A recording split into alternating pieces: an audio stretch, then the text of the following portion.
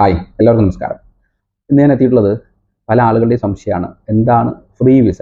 അല്ലെങ്കിൽ അത്തരത്തിൽ ഒരു വിസ ഉണ്ടോ? അങ്ങനെ വിസ എടുക്കുന്ന സമയത്ത് എന്തൊക്കെ ശ്രദ്ധിക്കണം? അങ്ങനെ എടുത്ത് ആ വിസ എടുത്ത് ജോലി ചെയ്താൽ എന്തെങ്കിലും നിയമപ്രശ്നങ്ങളുണ്ടോ എന്നൊക്കെ. നമ്മൾ ശരിക്കും മനസ്സിലാക്കേണ്ടത് പല ആളുകളും ഉപയോഗിക്കുന്ന ഒരു വാക്കാണ് ഈ ഫ്രീ വിസ എന്നത്. പണ്ടുകാലം മുതൽ ഫ്രീ എന്ന് പറയുമ്പോൾ എവിടെയും ഫ്രീ ആയിട്ട് അല്ലെങ്കിൽ ഫ്രീ സോൺ എന്ന വാക്ക് പോലെ എവിടെയും വർക്ക് ചെയ്യാൻ പറ്റും ഒരു വിസ എടുത്താൽ എന്ന തെറ്റിദ്ധാരണയാണ് ആളുകളെ ഏറ്റവും കൂടുതൽ ഇതിലേക്ക് ആകർഷിക്കുന്നത്. മറ്റൊരു സാഹചര്യം ഇവിടെ നിൽക്കാൻ വിസ ഇല്ലാതിരിക്കുകയും അതുപോലെ അവർക്ക് സ്വതന്ത്രമായിട്ട് ചെയ്യാൻ ചില വർക്കുകൾ ഉണ്ടായിരിക്കുകയും ചെയ്യുന്ന സാഹചര്യത്തിൽ ആളുകൾ സ്വീകരിക്കുന്ന ഒരു മാർഗമാണ് ഈ തരത്തിലുള്ളത്.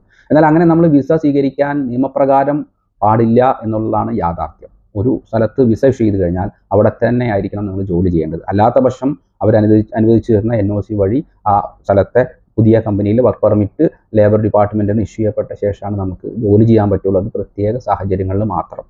പല ആളുകളും വിസ 10ഉം 20ഉം വിസ ഇഷ്യൂ ചെയ്ത് അവർക്കൊക്കെ NOC ഇഷ്യൂ ചെയ്യുന്ന ഒരു പ്രവണതയുണ്ട്. അതൊക്കെ തെറ്റ് തന്നെയാണ്.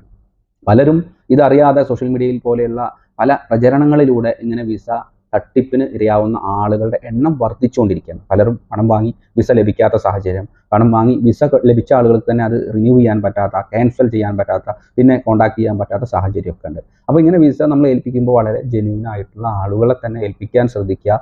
ആരെ ഏൽപ്പിച്ചാലും ശരി, നിങ്ങൾ ഈ ഒരു കോമൺ സെൻസ്, നിങ്ങൾ എവിടെയാണോ വിസ എടുത്ത് അവിടെ അല്ലാതെ നിങ്ങൾ ജോലി ചെയ്യുമ്പോൾ നിങ്ങൾക്കെതിരെ നിയമ നടപടി വരാൻ സാഹചര്യമുണ്ട് എന്ന യാഥാർത്ഥ്യം മനസ്സിലാക്കുക. അതുപോലെ തന്നെ ജോലി ചെയ്യിപ്പിക്കുന്ന ആളുകൾക്ക് 50,000 ദിർഹം മുതൽ 1,00,000 ദിർഹം വരെയൊക്കെ ഫൈന് ലഭിക്കും.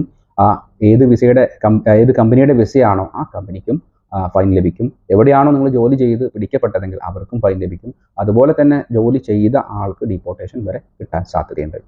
അപ്പോൾ ഈ കാര്യങ്ങൾ മനസ്സിലാക്കാതെ, അല്ലെങ്കിൽ 100 ആൾ ഇങ്ങനെ ചെയ്യുമ്പോൾ ഒരാളോ രണ്ടാളോ പിടിക്കപ്പെടുന്നതുകൊണ്ട് തന്നെ മറ്റുള്ളവർക്ക് ഇതിൻ്റെ ഗൗരവം മനസ്സിലാവുന്നില്ല എന്നതാണ് യാഥാർത്ഥ്യം. പല ആളുകളും അവരുടെ വിസ ഇതുപോലെ എടുത്തു, അവരെ ഇൻവെസ്റ്ററായിട്ടാണ് എടുത്തിരിക്കുന്നത്. കമ്പനി രൂപീകരിച്ചത് പോലും അറിയാത്ത ആളുകളുണ്ട്. അതുപോലെ തന്നെ കമ്പനിയുടെ ഒരു പ്രശ്നം എന്താണെന്ന് വെച്ചാൽ, നിങ്ങൾ കമ്പനിയിൽ നിങ്ങളുടെ വിസ എടുക്കുമ്പോൾ നിങ്ങളുടെ വിസ ഒരുപക്ഷെ 2 വർഷമോ 3 വർഷം കഴിഞ്ഞ് പുതുക്കിയാൽ മതിയായിരിക്കും. എന്നാൽ ആ കമ്പനി ഓരോ വർഷവും റിന്യൂ ചെയ്യേണ്ടതാണ്. അതിലേക്ക് വിസ എടുക്കുന്ന സമയത്ത് എമിഗ്രേഷൻ കാർഡ്, അല്ലെങ്കിൽ labour card, labour immigration updation, അങ്ങനെ കുറേ പ്രവൃത്തികളുണ്ട്. അത് വർഷം ചെയ്യേണ്ട പ്രവൃത്തികളാണ്. അപ്പോൾ അതിൻ്റെ ഭവിഷ്യത്തുകളും അതിൻ്റെ ചിലവുകളൊക്കെ മനസ്സിലാക്കണം. അങ്ങനെ ഒരു കമ്പനി വെറുതെ രൂപീകരിച്ച് വിസയ്ക്ക് വേണ്ടി മാത്രം ആവുന്നതിന് മുമ്പ് പല കാര്യങ്ങളും നമ്മൾ മനസ്സിലാക്കേണ്ടതുണ്ട്. ഇത് മനസ്സിലാക്കാതെ നമ്മൾ എടുത്തു ചാടി ആ പൈസ കുറവുകൾ കണ്ട് അവിടെ പോയി പൈസ കൊടുത്ത് പിന്നെ നമ്മൾ പണം നഷ്ടപ്പെട്ടു എന്ന് വിലപിക്കുന്നതിൽ യാതൊരു അർത്ഥവുമില്ല.